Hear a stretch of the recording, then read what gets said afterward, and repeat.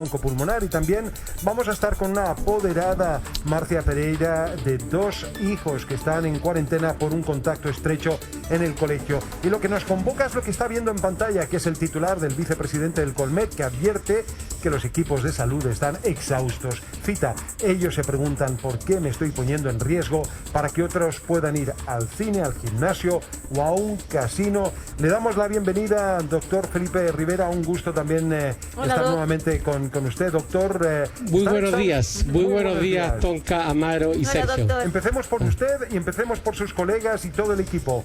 ¿Están exhaustos?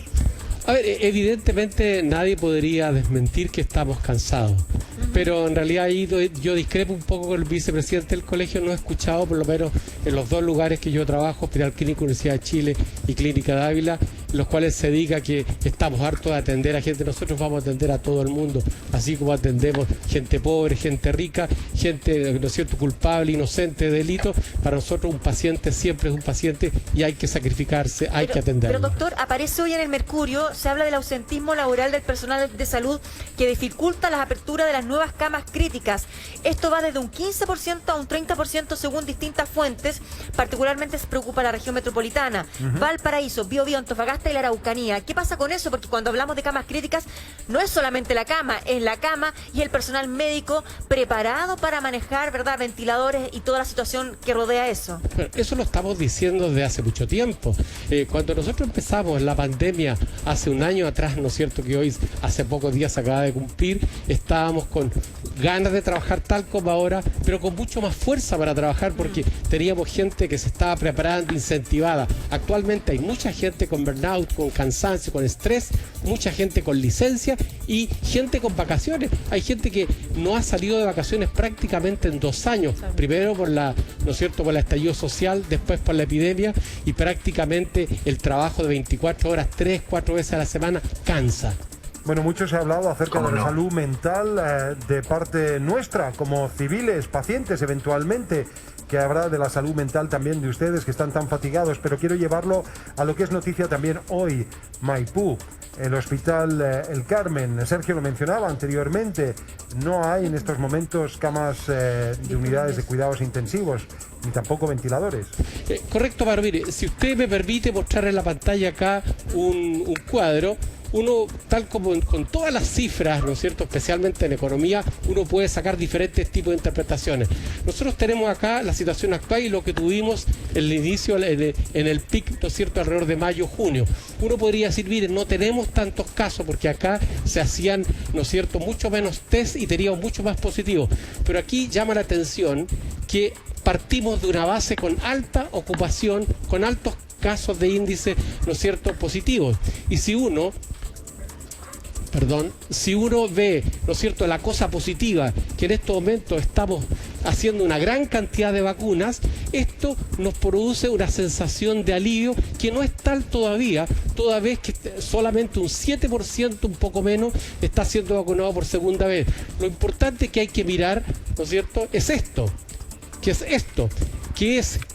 que tenemos, ¿no es cierto?, una gran cantidad de ocupación de UCI. Por lo tanto, cuando analizamos la pandemia actualmente, tenemos que mirar esta cifra.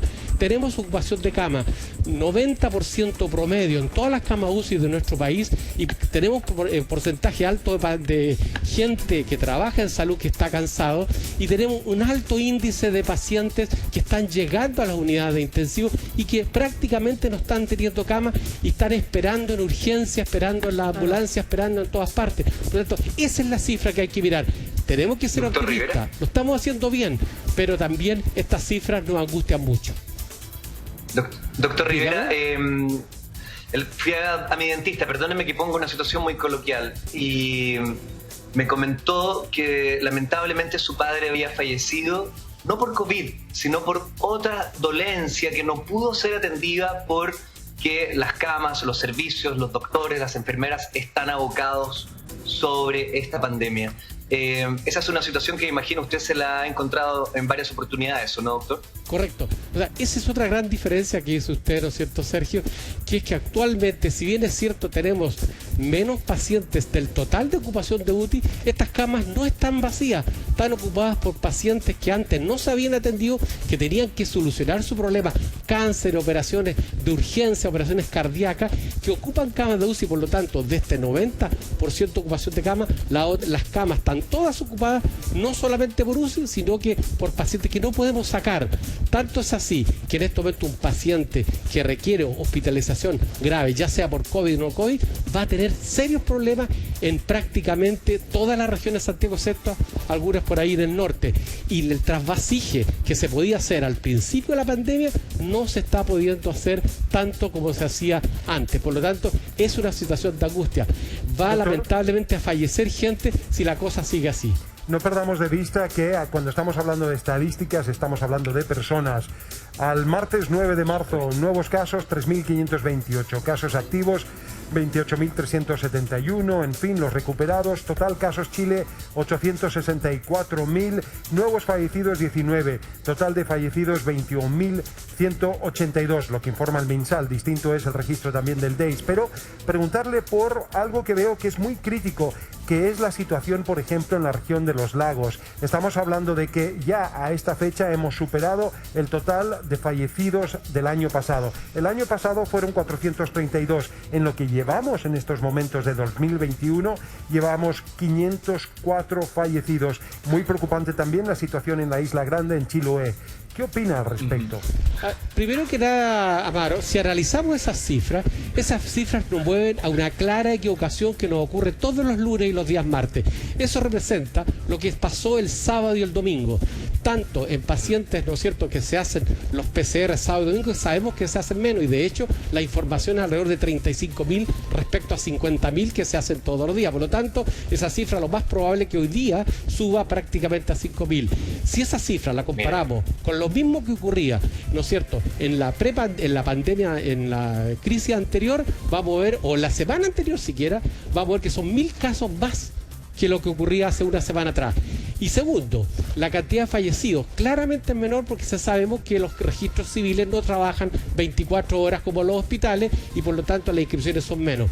La segunda cosa que usted dice es tan grave es que no solamente en los lagos, sino que hay varios sectores de nuestro gran país que tiene ocupación absolutamente casi 100%. Eso quiere decir que un paciente no está recibiendo lo que debiera recibir si es que requiere una UCI. Y eso es gravísimo. Doc, ¿qué nos pasó y nos está pasando? Nos relajamos, el visualizar la vacunación nos dio esa sensación de seguridad, falsa seguridad, el tema de las vacaciones, el que los casinos estén abiertos, en que los gimnasios estén abiertos, tal como lo dice el vicepresidente del Colmet. ¿Qué le parece a usted esa señal? ¿Tiene que ver o no? A ver, yo creo que yo sigo muy crítico con la labor, ¿no es cierto?, que han sido nuestras autoridades. Lo que está pasando es multifactorial. Indudablemente en Europa, en Inglaterra, España, ¿no es cierto?, en todos los países del mundo pasó exactamente lo mismo, en el sentido que de vuelta de vacaciones hubo un gran aumento en la segunda ola. Aquí nosotros vimos que la segunda ola prácticamente partió de un nivel tremendamente alto de pacientes. Aquí hay claramente, y eso no se puede desmentir, y el que dice que no está mintiendo. Aquí hubo un efecto vacacional, hubo permisos vacacionales que se dieron sin ningún tipo de fundamento lógico más que el cansancio mental de la gente. Si es que se dio ese permiso con esa sensación, ¿no es cierto?, debiera ser preparado trazabilidad y no se preparó efectivamente la trazabilidad. Seguimos siendo trazabilidad de mala calidad, hacemos más de 48 horas, tenemos pacientes que estamos trazando, la trazabilidad de los pacientes mucho menos que 5, que es, ¿no es cierto?, el número mágico de la OMS, incluso dicen hasta 10, y nosotros hacemos entre 2 y tanto y 3. Por lo tanto, lo hicimos mal. Segundo o tercero, la gente, ¿no es cierto?, sufrió un relajo. ¿Por qué?